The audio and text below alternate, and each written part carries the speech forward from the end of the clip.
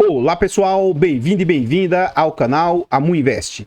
VI o R11, o VIR U11, vale a pena? Venha saber.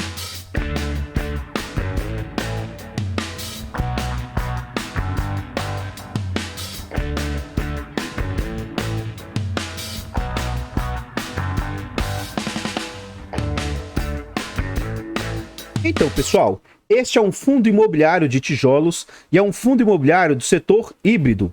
Ou seja, ele pode investir em diversos setores distintos aí. É um fundo que foi lançado em maio de 2021. É um fundo que agora, se ele veio para a base de R$10, Vinci, a gestora, Mandato Renda. E é um fundo que tem uma liquidez baixa, mas uma liquidez, na minha opinião, aceitável para pequenos e médios investidores. Ele negocia em média 259 mil por dia. É um fundo para investidores em geral. Ele não tem nota no site e ele faz parte do IFIX com 0,20%. Atualmente ele conta com quase 27 milhões de cotas. E ele está sendo negociado a um PVP de 0,76. Isso significa que ele está sendo negociado com 24% de desconto. Note que é um fundo que hoje o seu patrimônio vale 256 milhões, contudo o mercado está aceitando pagar apenas 195 milhões. Ele é um fundo de base 10, cuja cota atualmente está valendo R$ 9,51 e o mercado está aceitando pagar R$ 7,24. Tendo o mês 11 como referência, é um fundo que já conta com quase 10 mil cotistas, 9.911 atualmente. Nesse slide, a gente vê o quanto o fundo está negociando atualmente. Então, atualmente ele está na faixa de 7,24, ele teve como mínima 6,90 e máxima de 8,40, isso no último ano. Então, a gente vê que ele sai de patamares lá de R$10, quando ele é lançado, R$100, na verdade, a base dele. No mês 11 de 2021, mês 11 do ano passado, foi um momento em que os fundos imobiliários sofreram bastante. Esse fundo chega a patamares de 7. No decurso do ano aí, ele fica mais ou menos ali a 1,8, mas depois ele fica lateralizado a 7,50. E aí no mês 7... o fundo sofre bastante e chega na sua mínima. Dia 18/7 ele atingiu sua mínima de 6,90. O fundo dá uma disparada, passando do patamar de 8, quase chegando ali a 8,50, mas ele veio numa tendência de queda novamente atualmente, né, em razão da taxa de juros, voltou a ficar, a curva começou a se descolar novamente, e aí tem essas quedas aí no fundo. Ele tinha ficado ali próximo aos R$7 novamente, e ele teve uma pequena altinha aí, chegando nesse patamar de 7,24. Então, pessoal, antes de a gente continuar vendo a respeito desse fundo imobiliário, eu gostaria de pedir humildemente, por favor, deixa o like, comenta e compartilha. A interação de vocês aqui no canal é muito importante para o crescimento e desenvolvimento do canal. Comenta para nós aí, e aí, você já tem algum fundo de tijolo? Você tem algum fundo de tijolo que custa na faixa de R$10, de base 10? Você conhece esse fundo, a gestora e os ativos internos que ele possui? Comenta para nós, seu comentário é muito importante. Por favor, compartilhe o vídeo e nos ajude a levar conhecimento e educação financeira a mais pessoas. Temos o objetivo de chegar a 15 mil inscritos, então se inscreva no canal e ative o sino para ser notificado de todos os vídeos. Você gosta do nosso trabalho e quer nos apoiar?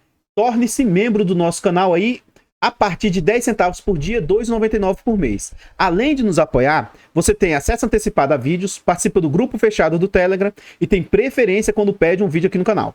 Essa semana eu estou atendendo todos os pedidos de membros que pediram aí, recentes. Então, tornando-se membro, a gente faz a leitura do vídeo muito mais rápido aí para vocês. Nós temos o objetivo de tirar uma certificação CEA e com essa certificação a gente se torna um profissional do mercado. Quer nos ajudar a tirar essa certificação? O Pix do canal amuinvest@gmail.com. Qualquer valor doado será muito bem-vindo. Obrigado a todos vocês que doam. Por falar em doação, Marcelo Silva nos fez uma doação aí. Obrigado, saiba que isso ajuda muito. E, como eu havia dito, né, os membros têm preferência quando pedem um vídeo. Então, esse vídeo aqui foi solicitado pelo Breno Batista, que ele é membro do canal, e também pelo Luiz Rafael. O Breno falou assim, Amu, faz um vídeo novo falando das aquisições do VIUR. E o Luiz Rafael falou assim, fala, Amu, esse mês teremos ranking de híbridos? Sempre tem, tá, pessoal? É algo que dá muito trabalho. Enquanto um vídeo desse aqui, para eu formatar o vídeo inteiro, eu gasto na faixa de 2 a 3 horas, o vídeo de ranqueamento eu gasto em média de 7 a 8 horas, então gasta muito mais tempo. Ele falou, poderia atualizar o vídeo do VIUR? O último vídeo dele tem mais de 2 meses, valeu, obrigado. Então, tá aqui o vídeo solicitando. E aí o que acontece? Como eu faço baseado no relatório, eu acabei esquecendo de pegar o fato relevante que o colega falou. O VIUR, ele fez a aquisição, tá, de 2 lojas pequenas, é um valor pequeno que ele fez aí, e ele fez uma alavancagem para compra desses ativos. Acho que isso não vai estar lá no relatório gerencial. tá? Mas aí nos próximos vídeos sobre isso aí já aparece, tá bom? É algo quase que irrisório, mas eles estão aumentando ainda mais a sua exposição no setor de varejo, que eu vejo com muito bons olhos, eu gostei bastante disso. Nesse slide a gente vê as entregas do fundo, né? Então, atualmente, ele assentou-se nesse patamar de 0,72 aqui. Se ele fosse de base 100, seria 72 centavos, mas como ele é de base 10 reais, é 7 centavos e esse 2 dízimo aqui. Então, ele está estabilizado nesse patamar de entrega. Então, a gente observa que o fundo vem, mesmo que de forma bem tímida, ele vem melhorando bastante as entregas do fundo aí, né? Então, isso já é um ponto muito positivo, na minha humilde opinião. Um ponto ruim lá do site é que ele faz apenas arredondamentos, né? Então a gente não vê com exatidão as entregas.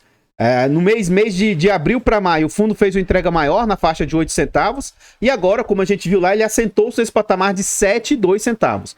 Dia 30 do 11, ele pagou no dia 14 de dezembro. Na época, a cotação estava em 7,44, que indicava um yield de 0,94. Como a cotação caiu, atualmente o yield está em 0,99 e esse fundo vem com incríveis 11,89% de yield acumulado nos últimos 12 meses, um yield bem agressivo por se tratar de um fundo de tijolo. Então saiba, futuramente, quem entrar no fundo depois, com certeza vai ter um yield menor. Na verdade, o yield do fundo é para ser na casa de 8 a 9%. Ele só está dando esse yield todo porque o fundo está bem descontado. Então assim, quem entra agora no fundo e corre o risco de entrar antes, você passa a ter um yield on cost futuro bem maior. Quem entra depois, pode ser que ele tenha um yield bem menor aí.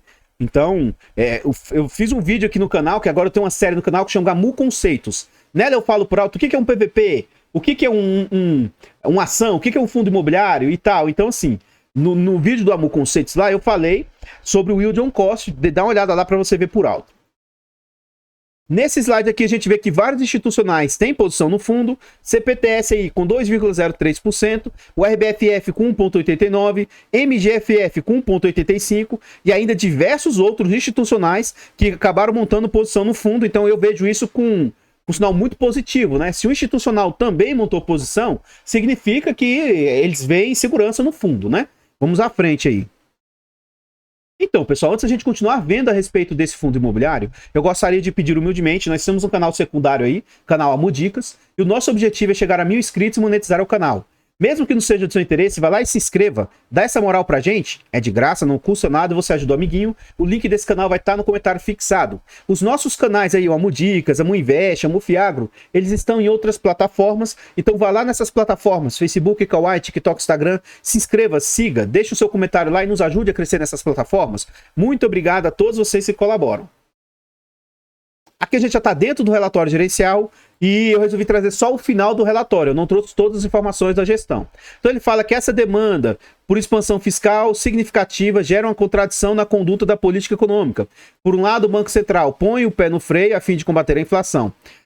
Então ele está falando o seguinte, do possível furo do teto de gastos aí, e isso pode ser que gere mais inflação aí no médio e longo prazo aí. Ele fala que a mudança na política fiscal faz com que o governo coloque um pé no acelerador na atividade, em oposição ao pé no freio do Banco Central. O mês de dezembro será intenso em negociações políticas que deixarão mais clara a intensidade do impulso fiscal que o próximo governo poderá fazer. No cenário internacional, é possível que sejamos próximos de mudanças positivas na condição da política monetária americana. O Fed vem elevando agressivamente as taxas de juros desde o início de 2022. Segundo a gestão, a inflação esperada para os próximos 2 anos hoje está abaixo de 2,5%, enquanto em março de 2022 estava próximo de 5%. Isso lá nos Estados Unidos, tá? Essa perspectiva da proximidade do fim do aperto monetário dos Estados Unidos pode gerar um forte movimento de apetite para risco nos mercados globais. Se isso ocorrer, né, o Brasil é sempre bem visto nesse sentido aí, pode ser que venha bastante investimento estrangeiro aí, ó. Por esse motivo, será crucial monitorar o avanço da proposta da PEC ao longo do mês de dezembro para ter perspectivas mais claras para o cenário de investimento. Lógico que quando o relatório foi feito, ainda não havia sido aprovada a PEC, né? Então, nos próximos relatórios, a gente vai ver mais a posição, a visão dos gestores nessa questão do cenário de política aí, né? Aqui a gente vê a DRE do fundo demonstrativo de resultado de exercício, e ele tem uma escala de taxa regressiva. Ele cobra até 500 milhões de patrimônio, 0,95 de taxa, de 500 milhões a 1 bilhão, 0,85, e acima de 1 bilhão, 0,75. também cobra taxa de performance de 20% do que bater IPCA mais 6. Vamos ver aqui em cima, o gestor fala o seguinte, ó, o resultado do fundo em novembro foi de 2 milhões e 78 mil, equivalente a 0,077, ou seja, ele entregou 0,72, né? A receita dos imóveis totalizou 2 milhões 540 e o resultado financeiro foi de menos 250 mil, ou seja, tem que pagar a alavancagem que o fundo possui. O fruto das despesas de juros, das obrigações, aquisição de prazo, líquido do rendimento das aplicações do caixa, a distribuição do rendimento, então, foi de 0,72. O fundo encerrou o mês, após a distribuição dos rendimentos, com a reserva de resultados não distribuídos de 2 milhões 981 mil, o que equivale a 11 centavos por cota. Então, pode ser que agora, em janeiro, o fundo faça novamente um anúncio maior, talvez na casa de 8, 9 centavos, para distribuir parte do excedente aí, ó. Temos que aguardar para ver como é que vai ser a política da gestora aí. Então vamos ver na prática o que as taxas têm representado frente às receitas. O fundo aqui teve como receita em novembro, ó, 2 milhões 540, e aí ele teve como taxa 165 mil, sendo que administração 14 mil e gestão 151 mil. Então vamos ver o que isso representa na prática, lembrando que para mim o máximo que eu me sinto confortável é 15% de taxa. Então 165 vezes 100 dividido por 2, 540. A gente vê que em novembro o fundo cobrou de taxas aí 6,49%, bem abaixo dos 15, que seria o meu limite aí, que eu me sinto confortável e acho aceitável me posicionar em termos de taxa aí. Nesse slide aqui a gente vê a guidance do fundo, que é o que eles têm estimativa de entregar. Então a estimativa dele de entrega, a gente vê que vem crescendo como a gente viu lá atrás, ó. Ele tinha uma estimativa de entregar na faixa de 6 centavos e meio, depois ele subiu para mais ou menos quase 7, ó, 6,8, provavelmente 7, e agora 7,5 aqui. E aí a gente vê que ele está sempre no meio da média que ele está prevendo distribuir. Então, atualmente, ó, tá entre 7 centavos rasos e 7 centavos 6, sendo que ele está distribuindo na faixa de 7 centavos 2. Então, eu acho bem interessante. E, de novo, eu acho que para o ano que vem aí, esse limite de distribuição talvez até aumente um pouco mais aí, ó. Talvez para 7,5 de média, talvez... Vamos aguardar para ver como é que ele vai conseguir distribuir nos próximos meses aí. Aqui a gente vê a composição do patrimônio do fundo, né, do portfólio. Esse fundo tem de patrimônio 349 milhões dos seus imóveis. Ele tem dinheiro parado em caixa, 29 milhões. Contudo, ele tem uma alavancagem alta, né? Obrigações a prazo de 122 milhões. Então, quando você pega as receitas, o positivo, e tira os passivos do fundo, sobra para ele 256 milhões de patrimônio líquido. Aqui a gente tem essa mesma representação por meio desse gráfico de barras. Então, aqui no portfólio do fundo ainda não consta a compra dos outros 2 imóveis que ele comprou lá no Rio de Janeiro, tá? De lojas. A alavancagem do Criânima, de uma faculdade, e do Facamp também. Um ponto negativo dessa gestora e da maioria das gestoras, e aí nesse ponto aqui, quem acompanha os meus vídeos sabe que eu não puxo o saco de nenhuma gestora. Até fundos que eu tenho aqui, eu critico quando tenho que criticar. Então, quando eu tenho que fazer um elogio também, eu falo o que eu tenho que falar. Eu, particularmente, não gosto de me expor a ativos da gestora Rio Bravo, por exemplo, tá? Mas, atualmente, tem sido um dos melhores relatórios gerenciais que eu vejo dos fundos. O relatório deles está muito bom. E eles também estão com muita transparência em relação a essa questão de alavancagem dos seus fundos. Todo fundo que tem dívida, eles colocam um cronograma de amortização. Então, eu acho que todos os fundos deveriam passar a trazer essa informação de forma clara. Como assim, Amu? O que eu quero tentar mostrar para vocês? O fundo tem 2 alavancagens aqui, fora essas outras agora que ele acabou de contrair, que são tranquilas. Ele tem 7 milhões e 500 para pagar e mais 4 milhões e 500 para pagar, e ele tem dinheiro em caixa para pagar isso, tá tranquilo. Agora, o fundo vai ter que pagar 110 milhões aí e vai vencer em março de 2033. Beleza. Mas como que é o pagamento dessa alavancagem? Ele tem que pagar quanto desse valor? Ele tem que pagar isso só no final do prazo ou ele, em algum momento aqui, tem que fazer uma amortização alta? E se isso vai acontecer, quando que vai acontecer? Note que se a gente tiver acesso a essas informações, a gente tem uma noção que em algum momento o fundo vai precisar, por exemplo, fazer uma subscrição. Imagina se esse fundo agora tem que fazer uma subscrição. Ele vai sofrer muito, porque ele é um fundo de R$10 sendo negociado por 7.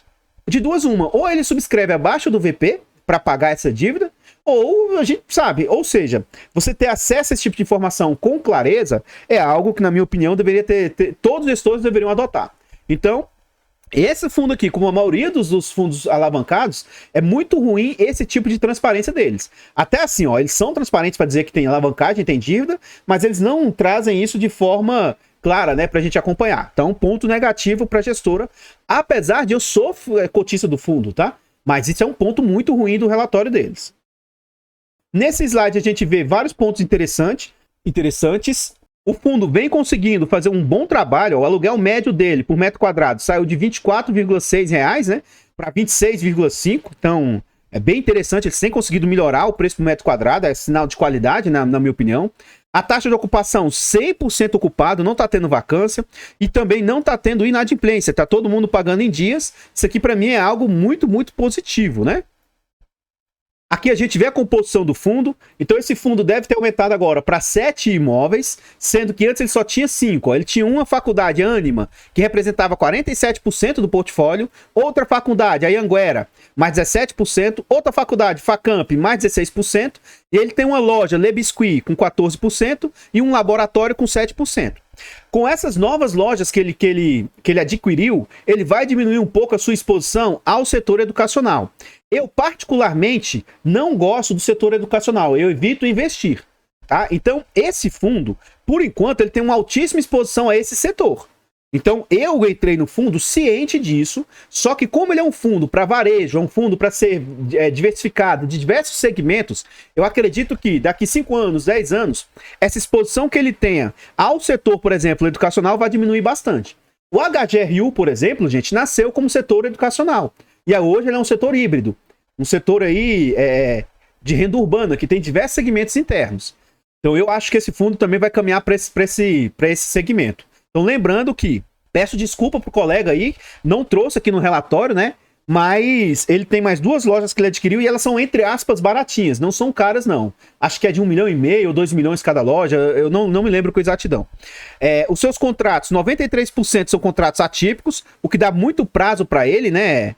E ele tem 7% de contratos típicos. Os segmentos hoje do portfólio, 79% educação, 14% varejo e 7% saúde. De novo, eu espero que no médio e longo prazo isso aqui seja diluído bastante. E ele tem exposição a alguns estados, 40% São Paulo, 47% Rio Grande do Sul e 14% no Maranhão. O out do fundo é de 9,1 anos, né, o prazo médio dos seus contratos. Ano que vem, 2023, vai vencer 9% dos contratos. Vamos ver como é que o fundo vai conseguir se comportar em relação a isso. Se ele vai conseguir renovar ou, se caso cause vacância, se ele vai conseguir recompor rapidamente, né? No ano de 2024, mais 17% de vacância. E depois, 2025, mais 7%. Ou seja, ele vai enfrentar aí um período de vacância, de vencimento dos seus contratos. Vamos ver como que o fundo vai se comportar, como é que ele vai agir, como é que a gestora vai se atuar aí. Depois só vai começar a ter vencimento de contrato só em 2023 e 2036. Então ele vai ter bastante tempo aí depois. Mas nos próximos 3 anos aí, vamos ver, ele vai enfrentar bastante dificuldade. Como a gente viu lá atrás, o fundo vem conseguindo fazer revisão dos seus contratos para cima, né, melhorando os valores. 7% ele já possui o direito, provavelmente ele repassou. Em 2023, 9%. 2024, 17%, que são esses vencimentos aí, ó. Isso aqui pode trazer mais aluguéis para cima. Vamos aguardar para ver aí. E quando ocorre renovação, geralmente elas ocorrem mais próximo do meio do ano, ó, maio, junho e julho. Pela clareza da cor aqui, não fica muito claro para nós, né? Acredito eu que seja azul, os dois azuis, os tons não estão muito claros. Acredito que o fundo seja 100% indexado a IPCA, mas para mim não ficou claro aqui se é IPCA ou IGPM. Então, pessoal, o que eu tinha para trazer a respeito do VIU são somente essas informações. Por favor, vá lá no nosso canal secundário, canal Mudicas, e se inscreva e ajude-nos a chegar a 1.000 inscritos e monetizar o canal. Vá nas plataformas Facebook, Kawaii, TikTok, Instagram e se inscreva, siga. Nos ajude lá nessas plataformas. Muito, muito obrigado. E nesse vídeo aqui, deixa o like, comenta e compartilha, que a sua interação ajuda muito. Diz aí pra nós o que você achou a respeito desse fundo imobiliário. Sou cotista do fundo, acho bem interessante. Ele tem alguns pontos fracos, como a sua liquidez. Ele é um fundo ainda muito pequeno, é um fundo pouco diversificado, então ele tem muito ponto que você tem que ter atenção. Se você se posiciona nesse ativo, você tem que entender o seguinte: as faculdades que ele está posicionado, por enquanto, trazem muito risco para o fundo. Mas eu acho que no médio e longo prazo esse fundo vai diluir essa concentração que ele tem nos segmentos. Então eu sou cotista do fundo, estou satisfeito. Contudo, eu estou ciente dos riscos que esse fundo carrega. Ele não é um dos fundos mais seguros, mas se você diversifica o seu portfólio, aí você minimiza os riscos que esse fundo pode carregar. Sou cotista do fundo, em razão disso, não significa que ele seja um bom fundo ou que isso signifique indicação de compra, venda ou manutenção do ativo. Por favor, compartilhe o vídeo e nos ajude a levar conhecimento e educação financeira a mais pessoas. Se inscreva no canal, ajude-nos a chegar a 15 mil inscritos. Torne-se membro a partir de 10 centavos por dia, R$ 2,99 por mês. Faça-nos uma doação no Pix do canal. Ajude-nos a tirar a certificação CE ou para que a gente invista na carteira pública do canal. E se você quiser... muito obrigado aí por falar nisso, Marcelo, tá? E tá aí o Breno, o Luiz Rafael. Eu espero que o vídeo tenha ficado aceitável. Peço desculpa por não trazer os fatos relevantes sobre as novas compras, tá? No próximo vídeo eu devo trazer sobre isso. Muito obrigado a todos vocês. Vou ficando por aqui. Vou deixar passando mais alguns slides a respeito desse fundo, inclusive com os imóveis, tá? E eu espero encontrá-los nos próximos vídeos. Fiquem todos com Deus. Tenham um bom dia, uma boa tarde, uma boa noite e... fui!